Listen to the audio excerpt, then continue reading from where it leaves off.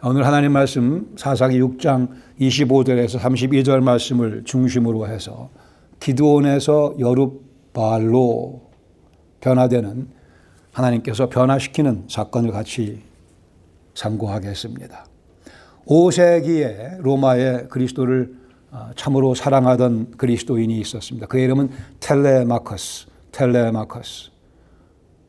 로마로 가라고 하는 주님의 음성을 듣는 듯하여 그는 그 순종하는 마음으로 로마로 발걸음을 옮깁니다. 사람들이 대형 극장으로 다 몰려듭니다. 텔레마커스는 그들을 따라 그 원형 극장 콜로세움 안으로 들어갑니다. 검투사 경기가 시작되려고 하는 상황입니다. 두 검투사가 시저 만세, 우리는 시저를 위해 죽는다 외치면서 그 검투를 시작하려고 합니다. 텔레마커스가 급하게 그 원형 경기장 그 검투사 두 사람 앞으로 달려나갑니다. 그리고 검투사 둘 사이에 서서 예수님의 이름으로 이 야만적인 행동을 중단하라고 외칩니다. 관중들이 야유합니다. 조소합니다. 검투사 중에 한 사람이 칼 등으로 텔레마커스의 배를 내리칩니다. 그는 땅바닥에 꼬꾸라집니다. 많은 고통 가운데 그러나 다시 힘을 내며 몸을 일으켜 세우며 다시 한번 외칩니다. 이 야만적인 행동을 예수님의 이름으로 중단하라. 사람들이 외칩니다. 저놈부터 죽여라. 검투사가 이번에는 제대로 칼날을 텔레마커스의 배를 향하여 깊이 찔러버리고 맙니다. 피를 철철 흘리면서 텔레마커스는 죽어갑니다.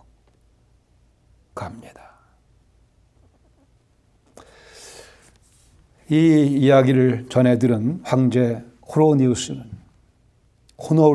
황제 호노리우스는 이 텔레마커스를 순교자로 선언하고 검투 경기를 금지시켰다고 합니다. 텔레마커스, 그리 유명한 이름이 아니었고 지금도 그리 유명한 이름은 아닙니다. 몸도 그리 큰 모습이 아니었다고 합니다. 자그마한 몸뚱어리를 가지고, 그러나 하나님의 뜻에 반한 그런 검투 경기, 사람의 생명을 놀잇감으로 삼는 그러한 모습을 텔레마커스는 참을 수가 없었기에 자기 목숨까지 내던지며 그 하나님의 명분을 위해 죽어갔습니다. 실상 그로 인해서 많은 다른 생명을 구했다 얘기할 수 있겠죠. 누군가 하나님을 위해 살고자 한다면 분명코 많은 경우에, 대부분의 경우 거의 예외 없이 손해를 보게 됩니다. 위협을 당하기도 합니다. 한국이나 미국에서는 그리스도를 위해 살다가 목숨을 빼앗기는 일은 그리 많지 않겠으나, 그러나 손해보는 일은 꼭 생겨나게 마련입니다. 그 이유는 이 세상이 우상을 숭배하고 있기 때문이며 하나님의 뜻에 반대되는 것들을 추구하고 있기 때문입니다. 우리는 콜로세움이 너무 크다고 한다면 우리 가정에서, 우리 직장에서, 우리 친구들과의 관계에서 외쳐야 할 것입니다. 예수님의 이름으로 하나님의 뜻을 반하는 것을 중단하시오. 집안에서, 직장에서, 친구들과의 관계에서, 친지들과의 관계에서 우리는 자그마한 텔레마커스가 돼서 그들은 시저 만세, 시저를 위해 죽겠다 하며 인생 살아가지만 우리에게는 예수님을 위해 살아가야 될 특권과 귀한 사명이 있습니다. 지난주부터 우리가 기드온의 삶을 함께 나누고 있습니다. 하나님께서 왜 기드온을 택하셨는가 많은 분들이 의아해하지만 그게 하나님께서 일하시는 방법입니다. 하나님 앞에는 하나님께 선택받아 하나님의 도구로 쓰임 받을 만한 자격을 갖춘 사람은 한 명도 없기에 하나님은 이렇게 일하십니다. 기드온은 우상 숭배자였습니다. 이스라엘 백성이었지만 여호와를 안다고 우겼을지라도 그의 생각과 그의 살아가는 삶의 스타일은 그의 아버지와 함께 우상을 숭배하고 있었습니다. 그는 겁쟁이였습니다. 외적 미디안이 침공에 들어오자 무서워서 자기 양식을 위해 밀을 타작하지만 그것을 숨어서 포도주 틀에서 타작하고 있던 겁쟁이요, 그는 불평투성이의 사람이기도 했습니다. 그는 하나님이 찾아오셔서 내가 너를 큰 용사로 세우겠다, 사용하시겠다 말씀하지만 믿음이 없어 표징을 요구했던 기드온. 하나님께서 포기하지 아니하시고 그를 계속해서 빚어 나가십니다. 포도주 틀에 있던 그를 끌어다가 여호와 샬롬의 단 앞에 하나님께서 세우셨습니다.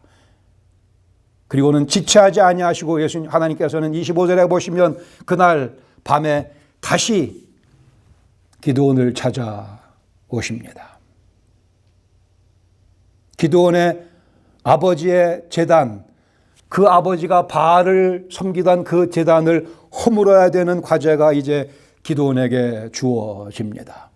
기드온의 생각에는 미디안 사람들이 쳐들어와서 자기 백성들을 괴롭히는 것이 문제라 생각했을지 모르겠으나 그러나 문제의 핵심은 미디안과 이스라엘의 관계가 아니고 이스라엘과 하나님과의 관계였습니다.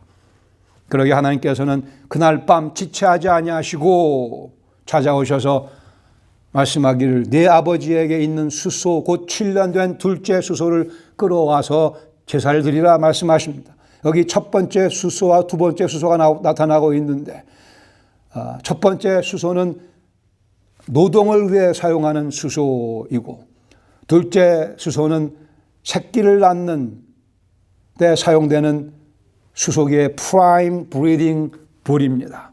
힘이 좋은 그러한 둘째 수소를 바치라고 말씀하십니다.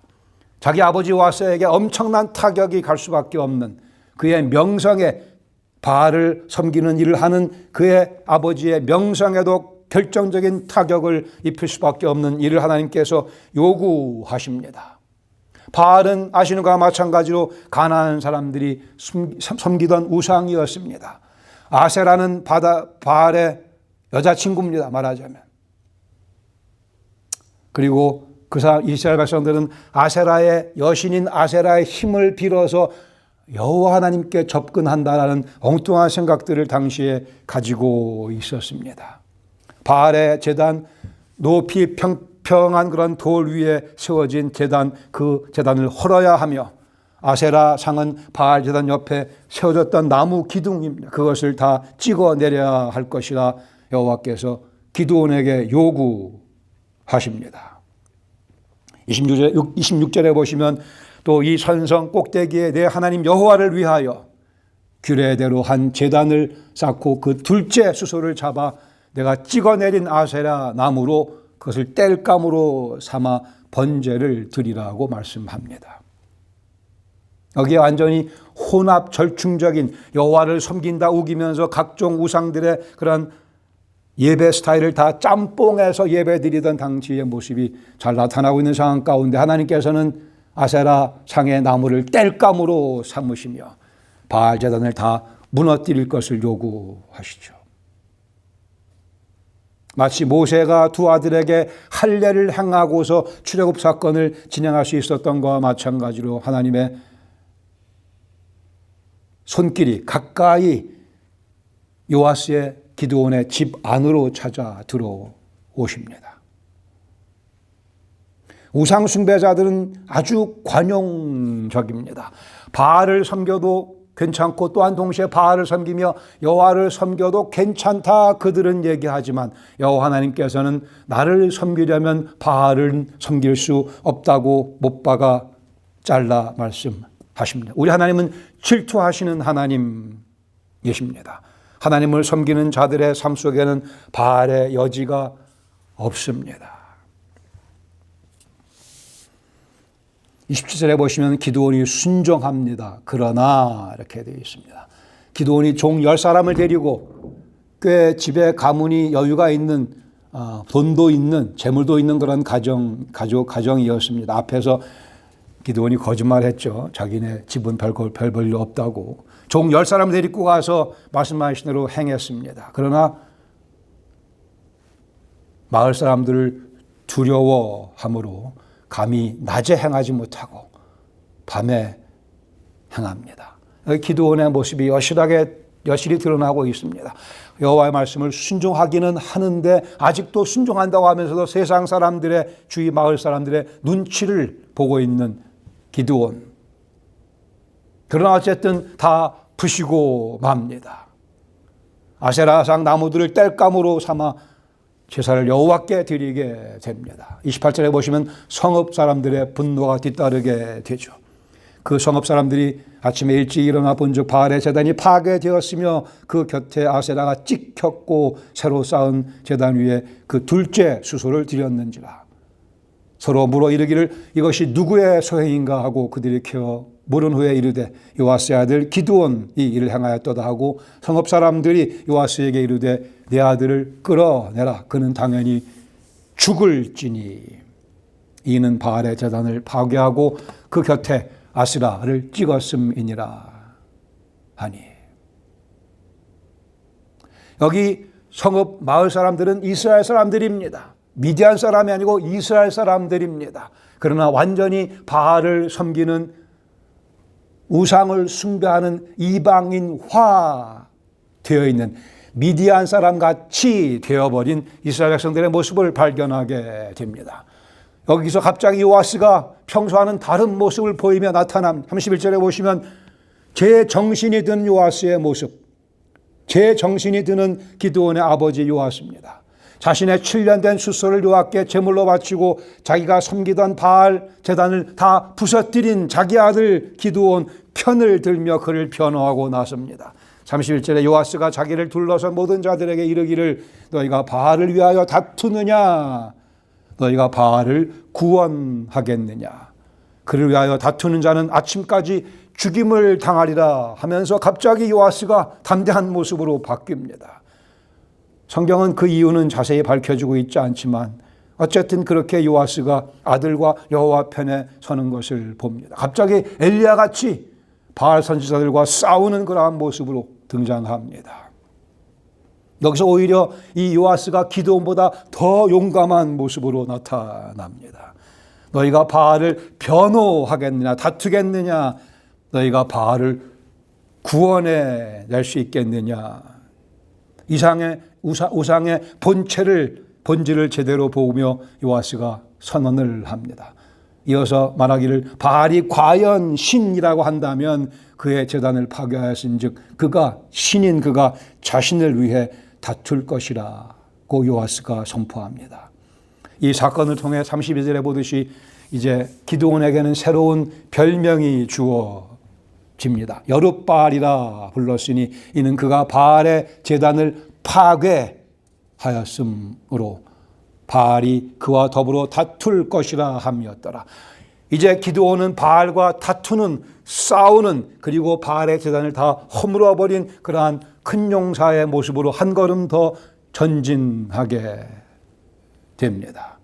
여룻바알이라는 이 이름은 바알의 무능력을 상징하는, 바알의 무능력을 증명해 주는, 바알이 기드온을 어찌하지 못함으로 해서 기드온이 바알을 다 무찌른 그러한 사건에 대한 상징적인 의미를 지니고 있습니다.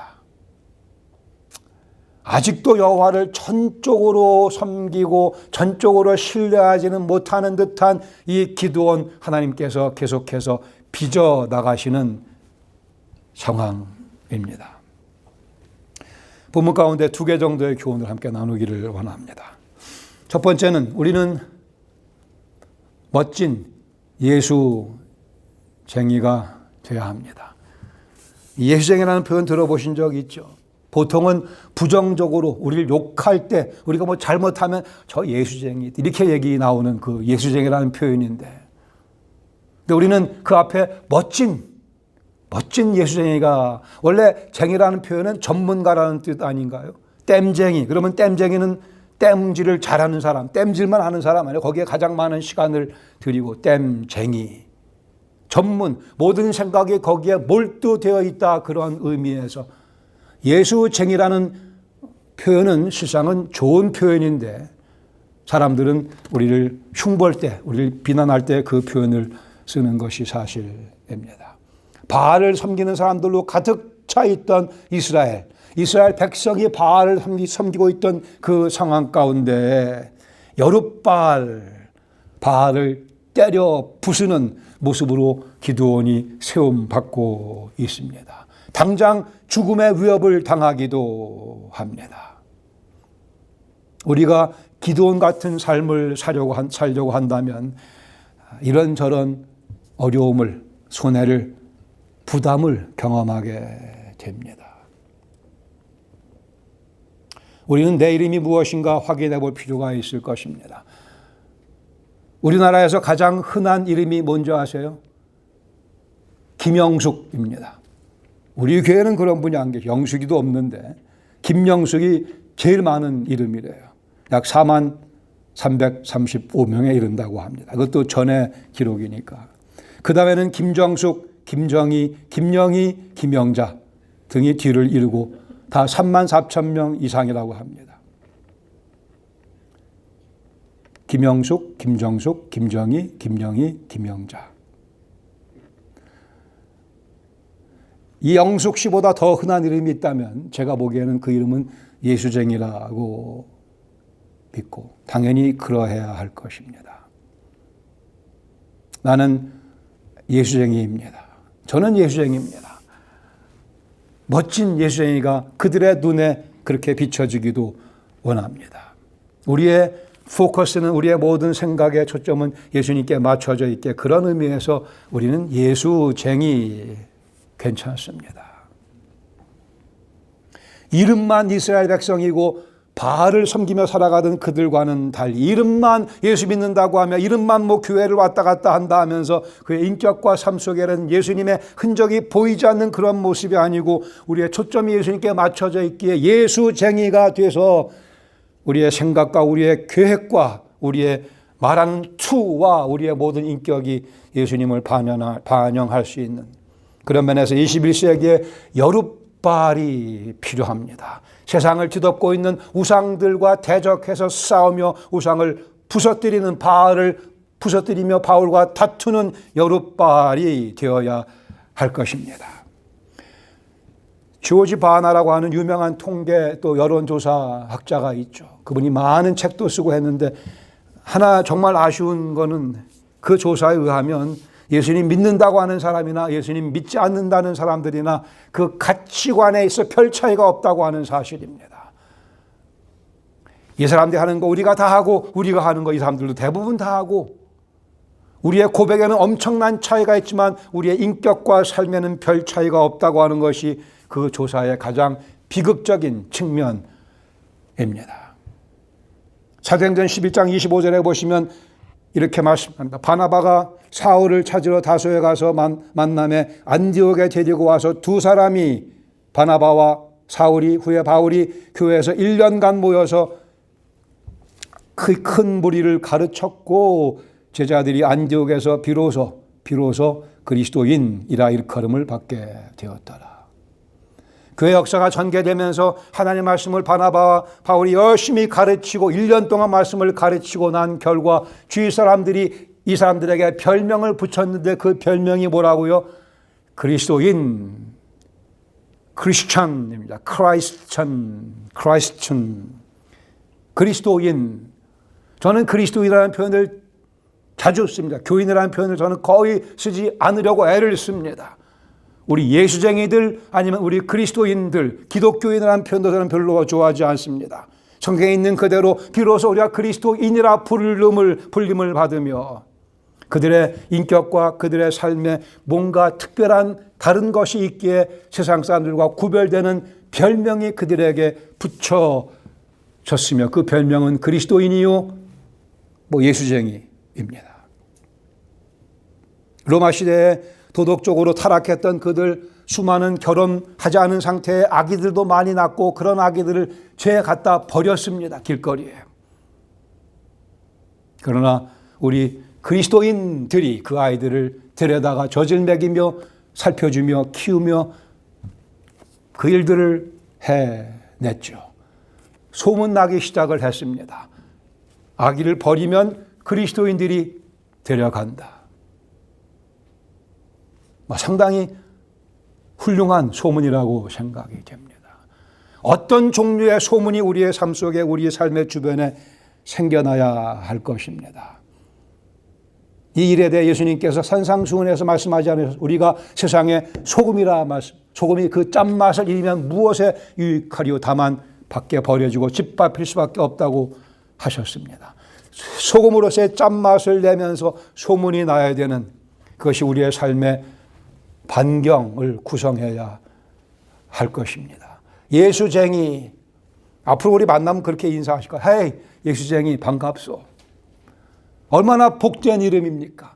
예수 전공자라는 뜻인데요. 우리에게는 특권의식이 필요합니다. 이어서 예수님 말씀하기를 마태복음 5장 16절에 이같이 너희 빛을 사람 앞에서 비치게 하여 너의 착한 행실을 보고 하늘에 계신 너희 아버지께 영광을 돌리게 하라. 우리가 잘하면 어떻게 된다고요? 하늘에 계신 우리 아버지께서 영광을 받으신다고요. 이것을 부담으로 생각하는 그리스도인은 없어야 합니다. 뭔 소리를 하고 있는 건가요? 내 착한 행실을 통해 하늘에 계신 우리 아버지가 영광을, 칭찬을, 박수를 받으시게 된다고 하는데 뭘 주저하겠습니까?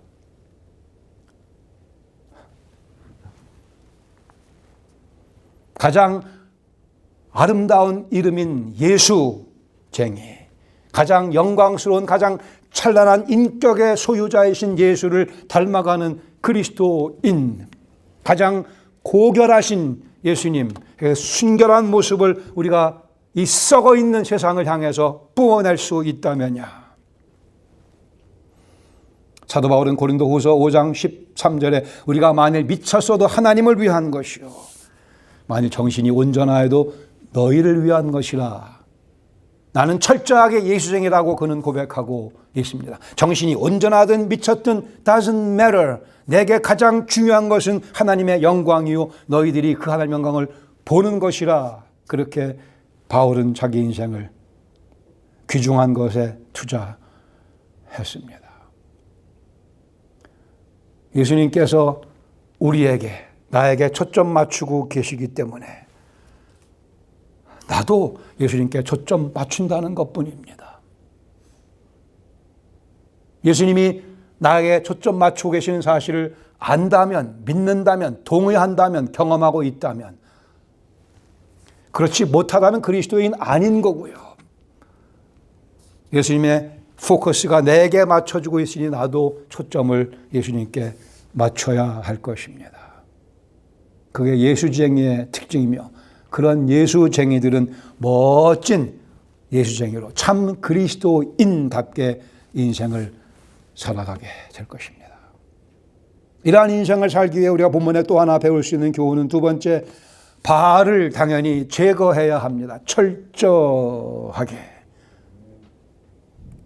제가 우리 아이들 어렸을 때 같이 듣던 라디오 드라마가 있는데 거기에 무슨 향수 얘기가 나오는데 물론 만들어낸 얘기 같지만 향수 이름 중에 이런 게 lingering suspicion.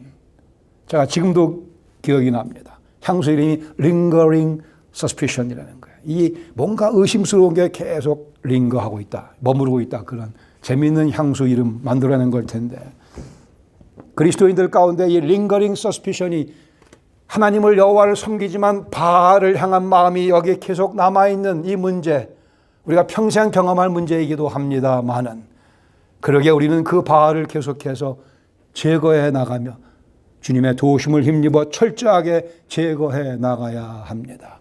기드온에게 그날 밤에 여호와께서 다시 찾아오신 것은 주목할 만한 일입니다. 여호와께서 지체하지 아니하시고 기드온아, 네 아버지 집에 있는 그 바알의 단들을 다 부셔야겠노라. 아세라 나무 다 쪼개버려서 땔감으로 사용해야겠노라. 이렇게 말씀하십니다.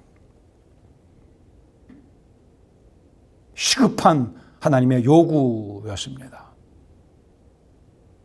사탄은 21세기에 우리에게 바알 이름을 언급하지 않습니다. Never, ever. 결코 바알 이름을 앞세우며 우리를 공격해오지 않습니다. 그리스도인 중에 그 집에 부처상에 있는 분이 어디 있겠습니까? 그리스도인 가운데 집에 부적을 놔두는 사람이 거의 없을 것이라 생각을 합니다. 많은 우리에겐 이런저런 바알의 생각, 바알에게 제사를 드리는 그 분위기가 우리 속에 스며들어오고 있습니다. 그 이유는 이 세상이 그래서 그렇습니다. 그러게 로마서 12장 2절에 말씀하기를 너희는 이 세대를 본받지 말라 이렇게 말씀하지 않습니까?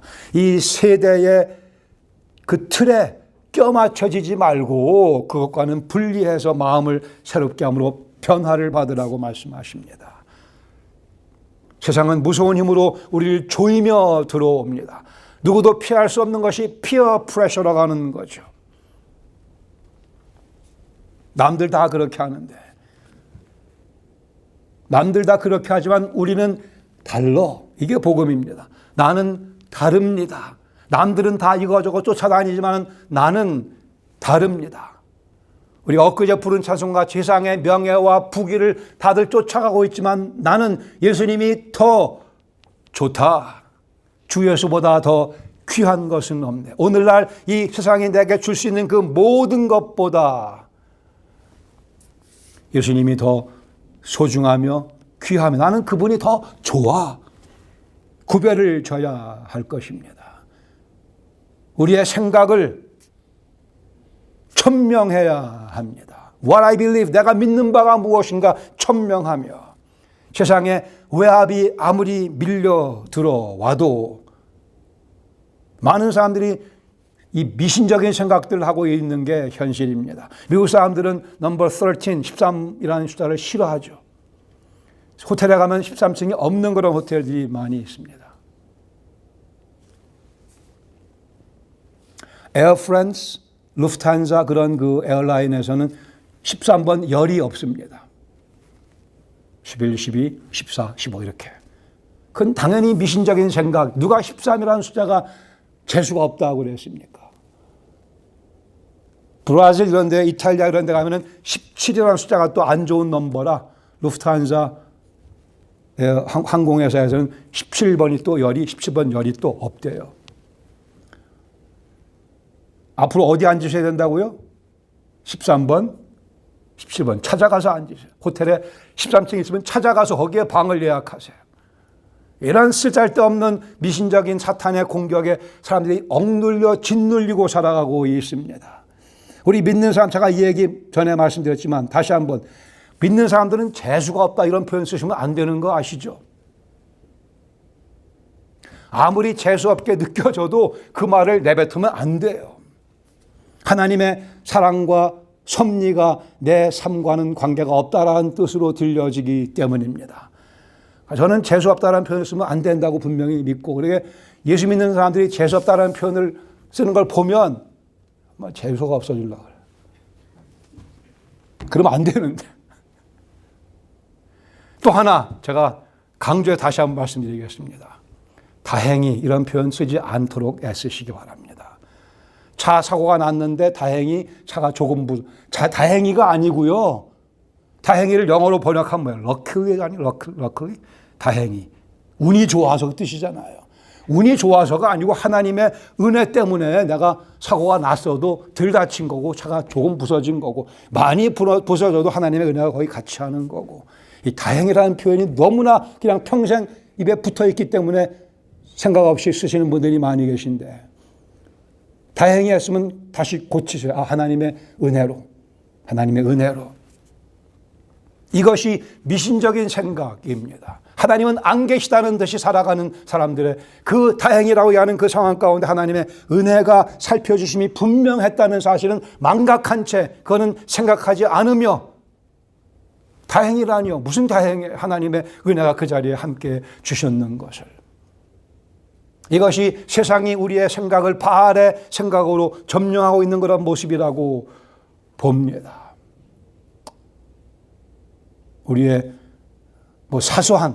사소하다 얘기할 수 있는 그러한 단어 표현 하나 자체도 여기에 은혜가 충만하면 다행이라는 표현보다는 하나님의 은혜네 참 감사하네라는 표현이 나오게 되어 있기 때문에 이 가슴을 하나님의 은혜로 채우고 바알을 제거해내면 우리의 언어 생활도 우리의 생각도 그리 바뀌어져 나갈 수 있을 것입니다.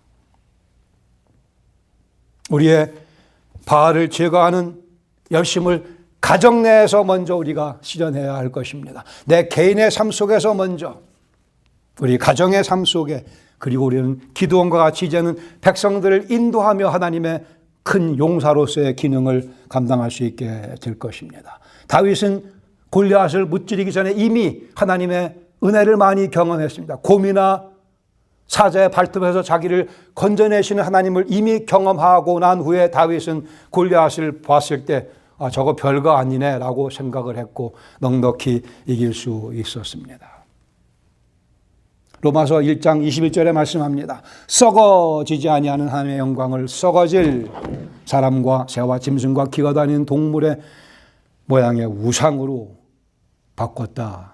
조심하라 말씀. 우리에게는 썩지 아니하는 하나님의 영광이 있습니다. 썩지 아니하는 하나님의 영광이 있기에 그 영광의 은혜를 우리가 경험하면서 우리도 여룻바알의 모습, 바울과 싸우며 거기서 승리하는 그러한 모습으로 인생을 살아가야 할 것입니다. 바알의 잔재를 제거하자는 말씀입니다.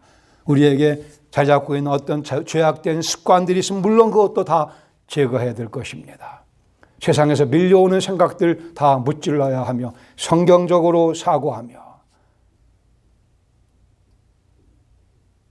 하나님의 썩어지지 아니하는 영광을 보면서 우리 인생 귀하게 쓰임받을 수 있길 바랍니다. 자그마한 텔레마커스가 돼서 지혜롭게 있는 자리에서 하나님의 가치관을 또박또박 선포할 뿐 아니라 우리의 생각과 인격을 통해 보여주며 삶으로 섬기는 그러한 삶.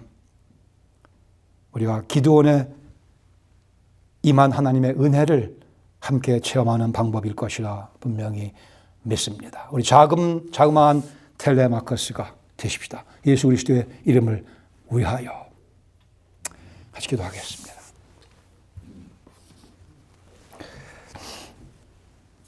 여러분 마음속에 걸리는 것이 있습니까? 바알입니다. 이미 하나님께서 그것을 제거하라 누차 말씀하셨을 것입니다. 지금도 말씀하고 계십니다.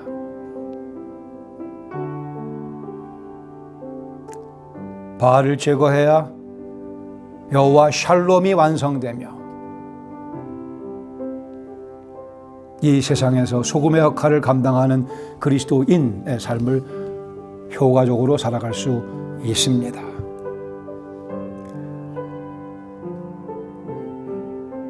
아무런 준비도 되어 있지 않았고 아무런 자격도 없었던 기도원을 하나님께서 찾아오시지 않았습니까? 오늘도 우리를 그렇게 찾아오고 계시며 우리에게 큰 용사여 이러한 이름, 더 나아가서 여룻바벨이라고 하는 새로운 별명을 주시려 합니다. 이미 주셨습니다. 그리스도인이라고 하는, 그리스도의 사람이라고 하는.